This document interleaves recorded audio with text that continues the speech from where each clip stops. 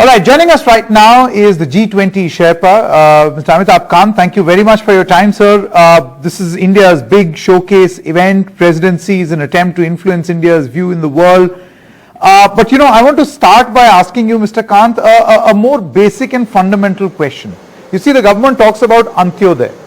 G20, India's positioning, India's, exacting might at a global stage, and its benefit for the last man in the queue. How do you look at these two things? What do Indians get out of this? Opportunity.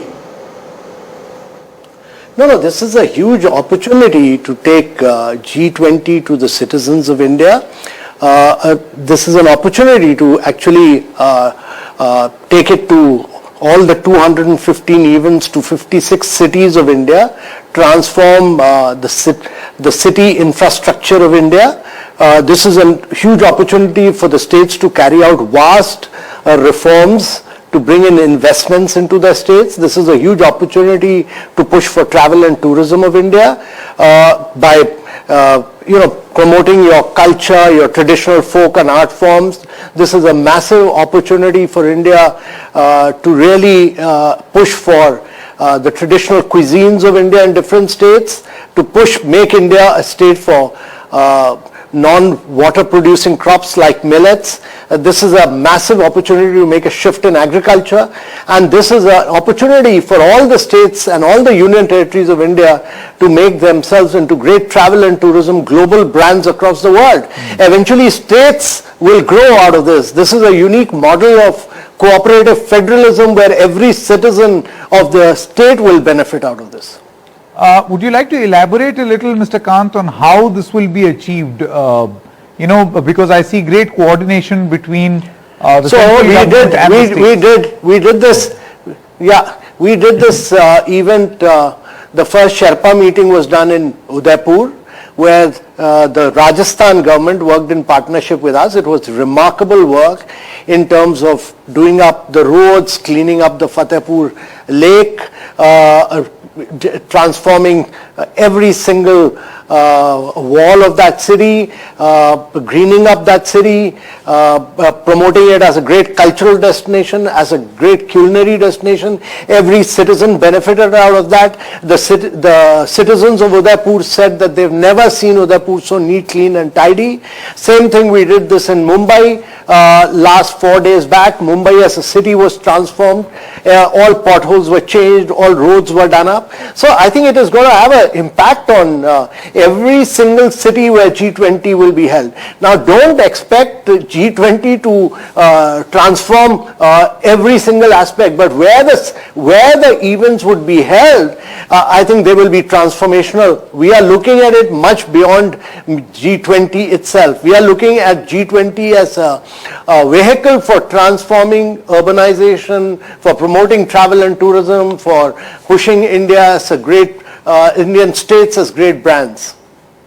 Yeah. I mean that was my question. I realized that there may not be any direct impact, but a larger impact. That point I get. But Mr. Kant, would you like to tell us about the idea as a country on what we are focusing on? We know for a fact that this is happening in the backdrop of a financial crisis. Where does India see itself? What do we wish to propose to the world? No, there are several challenges before the world. There's a looming crisis of global slowdown. There's inflation in several parts of the world. This is the post-COVID era. Vast segments of people have gone below poverty line. Several people have lost their jobs. There is a challenge of climate action. There's a challenge of global debt across the world. But every challenge is an opportunity. And I think G20 at this point of time gives a huge opportunity to India to set an agenda for the world in terms of very inclusive, resilient, sustainable growth. It gives an agenda of pushing for education and health to push sustainable development goals. It gives India an opportunity to establish digital transformation and using its own digital public infrastructure as a unique model. It also gives India an opportunity to say that this is an opportunity for women-led development, which Prime Minister has focused on. And since the Pradhan Mantri Jan Dhan Yojana came in, our accounts for women have moved up from 19% to 56%. So vast amount of development that has happened in India's infrastructure sector, road, electricity, sanitation, water, all these are unique models which we can talk about. There's an India narrative on several of these issues. But I think on the global issue, this is an opportunity for India to really push for being the voice of the global South. There are challenges of 70 countries facing debt crisis. This is an opportunity for us to speak their voice. Let me elaborate on that, because these are the challenges before the world. That was meant to be my next question. You see, India wants to champion the cause of the global South, as you call it, and for the benefit of our viewers who do not know, basically the developing world. Now we know that climate financing is a huge challenge. I mean, the West, holding the West accountable for the cost of their development and the pollution it caused and paying up for it has been a position of India. How will you work at this contradiction where the topmost powers are yet to commit to something like this? No, so this. If you look at the total space available for the carbon space available at 1.5 degree, it's 2,400 gigatons. I think about almost 85% of that is occupied by developed world. And therefore, in the interest of just climate change, in 2009 at Copenhagen, it was agreed that the developed world will provide about $100 billion per year to the developing countries. But I think it's not about $100 billion. Vast amounts have to be provided for to enable many developing countries, including India, to accelerate the pace of transition. And I think this needs to be done through two methods.